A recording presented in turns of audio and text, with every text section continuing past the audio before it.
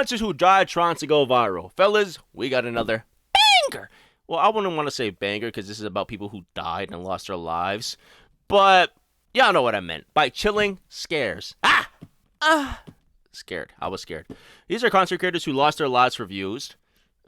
All respect and condolences are offered to their families and loved ones. Now, I don't know. I thought this video was interesting. Well, not interesting. I thought this video was like, I don't know, like a good cautionary tale, I guess. I don't know. I just really wanted to watch this video. But fellas, let's get straight to it and stop yapping. Could he lock in? On the 8th of November, 2017. And I can see how this goes wrong, bruh. I never got the appeal of this shit. Like, I get the adrenaline junkies. But, like, I feel like that's more for, like, skydiving or, like, bungee jumping. Why the fuck are you climbing this tower? Chinese daredevil Wu Yangning climbed the 62-story Huayuanhua Center building in Changsha, China to record another one of his roof-topping challenge videos. Could he... another...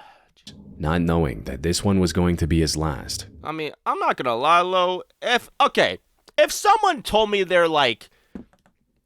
plan, their shtick, their niche was climbing fucking massive towers, I wouldn't expect them to, like, have a long career. Wu started his career working as a film extra and stuntman for low-budget productions, trying to break into the entertainment industry. Unfortunately, while he was good at his job, he struggled to earn a living from these jobs, forcing him to look elsewhere. That makes sense. So he turned to the internet and started posting daredevil roof-topping videos on Chinese platforms like Huashan and Weibo. What the fuck? Wait, what a... So wait, instead of like... So I get needing to make extra cash, but instead of like getting a job or something else, you decide to do pull-ups on the fucking... on this shit. What? Okay. Started posting daredevil roof-topping videos on Chinese platforms like Huashan and Weibo. Roof-topping, for those who don't know, is an extreme form of urban exploration. Jesus. Participants climb on top of tall structures like skyscrapers, bridges, and cranes and record themselves doing dangerous stunts around the edges, usually without any safety equipment like a harness or a safety net.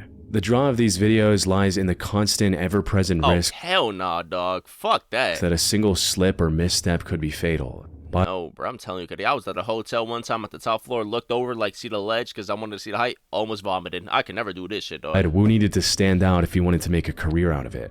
So he took things a step further. The Sonic trailer. Instead of just posting videos about sitting or standing close to the edges, Wu posted stunts like riding a Segway right up to the edge. Oh, fuck no, Cuddy!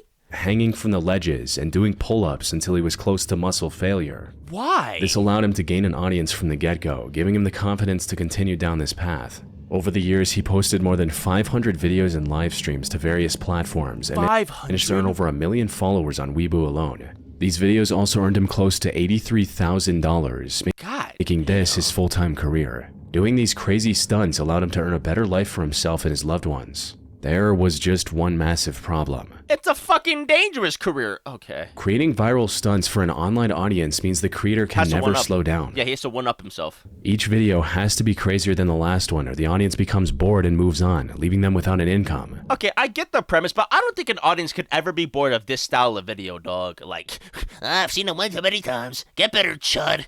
However, the crazier this... Look at this shit, Cuddy. No, bro. Fuck that. ...stunt is, the more likely it is to turn lethal. Sadly, that's exactly what happened with Wu in November 2017. This is the Google AI Professional Certificate. Start here to gain the skills for a new way of working. I'm good, bro. You can tell that shit was just nothing has ever been written on that notebook, bro. I do not believe you. Move. I'm just hoping that shit wasn't live, bro. He came across a competition promising $15,000 to the video that went the most viral. Wu needed this money to pay for his mother's medical expenses and wanted to save the rest for his wedding. So, on the morning of November 8th, he climbed to the roof of the Huayuanhua Center building to film the most jaw-dropping stunt yet. Most people aren't allowed to climb to the very top of these buildings. Okay, wait, so he survived this, right? How the fuck did he get down? So Wu likely had to free climb his way from the outside as well, adding life-threatening risk to this challenge before the camera even began rolling. After reaching the roof, he set up his tripod and began recording, and started lowering himself over the edge. First the right leg, and a few seconds later, the left. However, instantly something was not right. He looked like he was struggling to hang on and had to readjust his grip multiple times. He was potentially already exhausted from the free climb to the top, but he didn't really have the time to rest before someone from the building management might notice him and escort him back down. So he went ahead with the stunt anyway, proceeding to do the pull-ups he was most well known for. The plan was to pull himself back up to safety after the third pull-up. He'd done the same dozens of times in the past. Unfortunately, things did not go as planned. The video showed him struggling to pull This himself is the actual video? Holy fuck. back over the edge after the third pull-up. Oh, fuck. He tried to use his feet, but the side of the building was too slippery to generate any traction. Wu kept trying until It's GG's, bro. his grip failed, sending him plunging 45 feet onto a lower terrace below. Jesus. He did not survive this fall. No shit. And since he was completely alone when trying to record this video, no one knew what happened to him right away. His girlfriend filed a missing person report when he didn't return home, but it wasn't until the next day that a window cleaner discovered his remains. Jeez. Wu wanted a better life for himself and his loved ones. Sadly, the risk he took for this viral stunt cost him everything. I mean, hold on. I don't want to victim blame, but like, dude, why? Like, I get it. You gotta one up one another, but like, Jesus, dude. I feel like there's way better alternatives. You know what? I'm not gonna do that. He passed away. Rest in peace, bro. On the night of Jesus. February 5th, 2021, the Urban Air Trampoline Park in Hermitage, Tennessee was filled to the brim with families and friend groups looking to enjoy the weekend night. However, on this night specifically, this would not last long. As one of the friend groups at the park was walking out into the parking lot, they saw a man running at them with a massive butcher knife in his hand. What the fuck? This was 20-year-old Timothy Wilkes, an upstanding and hardworking person who was just a month away from graduating as an HVAC technician. His future looked bright. However, Timothy's primary interest was in something else. Yeah, He watched a lot of prank channels on YouTube. Oh my gosh. I'm not gonna lie. Oh, I don't feel bad. I don't feel bad, bro. I don't feel bad. And wanted to go viral with a prank of his own. More specifically, he wanted to film a fake robbery prank where he records himself pretending to rob someone and then uploading their reaction to the internet. How is that a fucking prank? Like, Cuddy, I don't feel bad. At least with the latter, like the previous one, he had reasons, I suppose, right? He wasn't harming nobody. At least he wasn't harming nobody, and he just wanted to do his own thing, and it was just his own, like, you know, his own person being impacted. But this motherfucker scarf, bro. Hey, bro, W prank, dog. Give that motherfucker PTSD, gang. Hey, W prank, bruh. But an important Whatever, thing bro. about almost all of these prank videos that he was watching on YouTube Is that they're fake? is that they were staged. 9 times out of 10, the person being pranked already knows about the whole thing and is only acting terrified for the camera. Timothy either didn't know this crucial detail, Dumbass. or he knew but wanted to make his prank more authentic. So, on the 5th of February 2021, at around 9:25 p.m., he lunged at a group of friends with a knife in his hand. That motherfucker got shot, didn't he, dude? The plan was to scare them and then reveal that it was a prank before things got out of hand. What Timothy didn't know was that one of the people in this group, 23-year-old David Starnes Jr., was carrying a concealed firearm. Yeah, could he? No shit! Bro, okay, even if, like, this was revealed to be a prank, I'm still mad as fuck. Like, how is that a fucking prank? Like, I just imagine someone coming up to me and my girl or me and my family, or God forbid when I'm, like, a father, right? And they just come up to me, they scare the living shit out of us, scarring us for life with a knife, and then, bro, it's a prank. I'm still mad as fuck. You know, like, what the fuck? That's weird. From David's perspective, Timothy was a random man charging at him and With his a fucking knife, butcher's knife. friends with a knife. In a split-second decision, David drew his firearm and opened fire, hitting Timothy once. Fucking dumbass. Unfortunately, this one shot proved lethal, resulting in Timothy passing away before any help could arrive. David I'm not gonna lie, I don't feel bad for Timothy, though. stayed at the scene until the police arrived and explained everything that had happened. He was detained at the time, but the police released him later as his actions were deemed self-defense. Exactly, like, bro, what the fuck? I don't feel bad for Timothy, bro. I'm not gonna lie. I don't feel bad. Dumbass. On June 26, 2017, 20-year-old YouTuber Mona Lisa Prez made a post on Twitter stating, "Me and Pedro are probably going to shoot one of the most dangerous is this videos the one ever." with the? Is this the one with the gun in the book? Like these dumbasses. Well, let me chill out because I don't know if it's them. But actually, no. I'm talking about the dumbasses that did this, right? These dumbasses decided to shoot like a fucking Magnum gun or so. I don't know guns like that, so I don't know. But it's like a heavy duty gun, and they decided to like see if this massive book can stop the bullet from reaching the boyfriend or some shit, reaching like the person's like you know what I mean?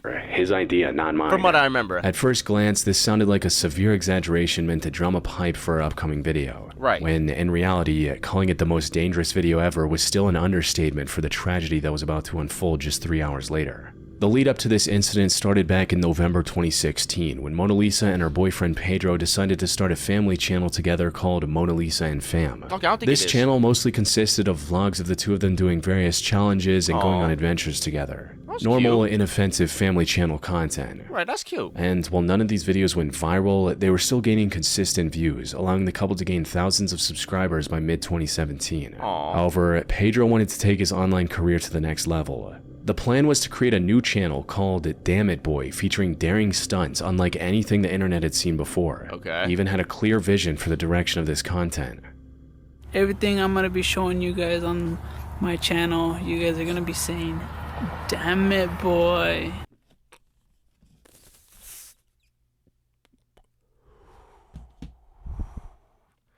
But unlike his family channel that was growing at a steady pace, Pedro wanted this channel to have good momentum from the get-go. He wanted his first video to go mega viral. Is it the video? And to It do might that, be. he wanted to upload the most dangerous and death-defying stunt he could think of.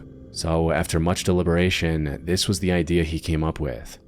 It's the video, isn't it? The point of this video is, I really just want to see if a 50 caliber bullet can go through a book. It fucking is. And it is. It is. It is. And it is. You're a fucking idiot, dude. So, the ultimate test to see if this 50 caliber bullet will go through a book is, I'm just not gonna just set it and just shoot it. No. Like, how do you get from this to that? Like, you started as a cool, cute family channel, family vlog channel. That's cute. I like that. That's adorable, right? So now, I want a bit more viral, which I guess I can get. But then your first conclusion, your first video, your debut, you know, LeBron 04 Sacramento game, right, is a fucking gun shooting at a book and seeing if the book can block it. Are you stupid? going to stand behind it, and Mona Lisa is going to shoot it. Jesus, dude. Same home office, same 8 hours, but 2 completely different days. This is the difference. Whoa, dude. So cool. Fuck you. Mona Lisa was strongly opposed to this plan. Yeah, I feel like any sane person would. But after nearly 2 months of back and forth, he managed 2 months? to convince her that it could work. So on the 20th, How the fuck did he convince her? Like, okay, listen, I'm not gonna be like, what was I gonna say? I don't know. But how did he convince? Did he do like a PowerPoint? 6th of June 2017 at roughly 8 Jesus, p.m., dude. Pedro did exactly what he planned. He set up the camera in the backyard of their home in Houston, Minnesota, held up the book in front of him, and told Mona Lisa to shoot. Unfortunately for Pedro, It the didn't thick fucking go well. encyclopedia he chose for the stunt proved completely ineffective. The high-caliber bullet went straight through the book and his body. Fucking dumbass. Did you not test it before? By the time help arrived, it was already too too late, late. yeah, bro. Pedro passed away in front of 30 witnesses from around the neighborhood who came running after hearing the gunshot, including his 3-year-old daughter. What made Jesus. this Dude, you had a daughter and you did that? situation even more heartbreaking was the fact that Mona Lisa was also pregnant with their second child. Jesus. Listen, I'm not gonna try to crack any jokes, but like, why would you ever fucking do that? She was taken into custody and later pleaded guilty to second-degree manslaughter. Oh my god. However, the court understood her tragic situation and sentenced her to only 6 months in prison rather than the up to 15-year sentence that second-degree manslaughter usually carries. Like, listen, I feel bad for the kids. The kids literally are at no fault whatsoever. But like at the same time, it's hard for me to feel bad when you do something so outrageously fucking stupid, you know what I mean? Like sympathy, Dmitry I guess. Nuyanzin spent a decade building his reputation as a personal trainer and fitness coach in Russia. Like for example, if this guy passes from a heart attack, from whatever, like hypothetically this guy passes away because he's a fitness influencer from like a heart attack or some shit, or like he was taking like some gear or like something like that, or maybe he dies from like a gym accident. That's a tragic accident. I will 100%. That's sympathy worthy. That's tragic. But like, if this guy and then you have influencer B, who my plan to get viral is to let me put a big ass book in front of a gun, a 50 caliber bullet, and see if he can stop it. No, that's not tragic. That's just fucking stupid. You know what I mean? Over the years, he trained many elite athletes in person while also posting online guides and tips under the name Dmitry Fit for his more than 40,000 followers. The most notable aspect of Dimitri's content, however, was his dedication to authenticity. He followed the same program he taught to demonstrate firsthand its effectiveness. What he never anticipated was that his readiness to put himself on the line would ultimately cost him everything. Wait, what did you do? It began in September 2025 when Jesus, dude, that shit about to break his spine. Dimitri announced a challenge to deliberately gain at least 55 pounds or 25 kilograms and then lose it all using his own training and dietary regimen. Okay. He also That's not that bad. That's not that bad. Put a roughly $100 reward for any viewer who could lose 10% of their body weight by the end of 2025. Okay, that's not bad. Okay, I like it. I like that. That's not that bad. That's okay. That's not bad. In a post I'm promoting about to hear a massive but. this challenge, Dimitri wrote, "Friends, my weight loss course is starting soon where you can win cool prizes and most importantly build a beautiful body, learn how to eat, and have fun."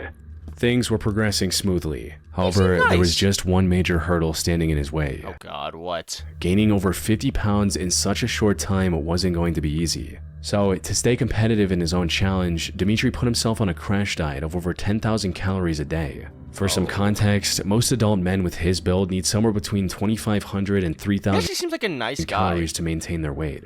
He would post videos eating mountains of calorie-dense foods with lots of sugars and fat, and this worked just as expected. By November 18th, he weighed 230 pounds or 105 kilos and was rapidly approaching his goal. Unfortunately, the challenge came to an abrupt stop just a few days after he posted this video. Friends reported Dimitri missing training sessions, claiming that he wasn't feeling well and that he needed to see a doctor. But before he could make an appointment, Dimitri passed away from cardiac arrest in his sleep at just 30 years old. Okay, now that's right. That's 10,000 calorie diet That's overtaxed his fucked, body, eventually leading to a sudden, catastrophic collapse. That's sad. Ah, rest in peace to bro. On July 15, 2024, Indian travel influencer Anvi Kamdar, known online as the Global Journal, posted a list of her top places to visit in the country. Please tell me she died in one of those Not places, knowing bro. that this That's would become sad. the last time her nearly 300,000 fans would see her alive. She had been posting content on the internet since 2016 and had become a very trusted travel vlogger. Anvi visited nearly every corner of her country, highlighted underrated destination spots, and made it a point to spread positivity through her content. However, this effort was cut short just a day after she posted this video. She was visiting the Kumbi waterfall on July 16th, located around 80 miles from Mumbai. The ground surrounding the 178-foot waterfall was wet and slippery. Anvi was being very cautious, as this wasn't her first time visiting such a place. But while trying to line up a better shot of the waterfall for her content, she accidentally took one wrong step, resulting in her losing her balance and falling down a 350-foot deep ravine. The sheer depth, combined with the dense foliage, made it impossible to even see her from the top. The rocky, slippery terrain also prevented anyone from rushing to her rescue. When rescuers arrived, 6 of them rappelled down using ropes, while 50 others assisted them from the top. Despite the massive operation, it still took 6 hours to rescue Anvi from this ravine. However, they would get some good news. She was severely injured, but was still breathing. Rescuers rushed her to the nearest hospital. Unfortunately, Anvi had almost no strength left in her body and sadly passed away shortly after arriving at the hospital, leaving her once active Instagram account completely abandoned. That's sad.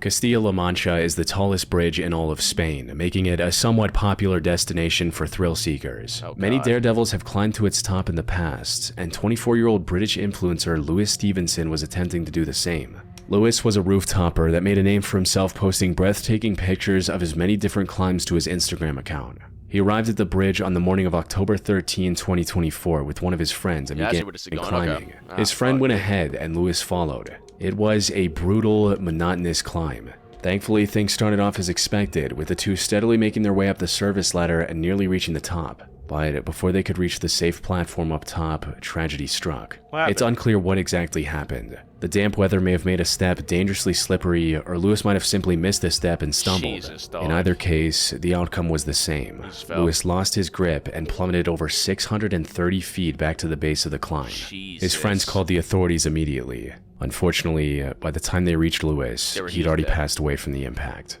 The climb, which was meant to be a crowning achievement, instead it became his final act. Like, jeez, why? Oh, I want you to come. I'm curious. Attention is one hell of a drug. It won't happen to me. Everyone it ever happened to. Fake robbery for a knife. What could possibly go wrong? One of the dumbest things I've ever heard. Rushing up people for a knife is our parents. Stolen current. Pulling a knife on person. Okay, so mostly it's just agreeing with me, bro. Well, first one is terrifying. Let me see. Whole body tummy fingers finally give up. Like, dude, no, that video was fucking. I didn't know it was the actual video, dude. Jesus. Never considered that maybe their audience is stupid. Pedro is the type of person who would dive into the turbine of a dam to see if he. Okay. Like any book, this is plain stupidity. Such that algorithm basically rewards people for risking their lives. Okay, no. The algorithm does not reward people for risking their fucking lives. There's like a plethora of niches on YouTube that you can watch that the algorithm pushes that is just, you know, regular shit. Like this video right here, explaining exposing a Minecraft player. Or like, let's go to my YouTube home. Or like this shit, basketball content. Like, what are we talking about? No, the algorithm does not punish people or like promote people fucking being it. No, okay. Listen. No. It does not, dude. It literally does not. The stunts are completely optional. That's what I'm saying, Cuddy. Fuck no. I saw the full video of Pedro made before losing his life, and he really says if he dies, he dies. He accepted the possibility of dying. It makes me think he would secretly want to take his life or just didn't value life. I have to believe that, or he was just dumb. I low-key think that as well. You gotta have some screws loose. But, like, rest in peace to every one of those. The real tragedies, though, were the two people at the very end. Or, like, the second to last person. The travel influencer from, like, that fell in the falls, and the fitness influencer. Rest in peace. Those are, like, tragic. Those are literally tragic. That's, like, sad, dude. That's awful. Genuine awful.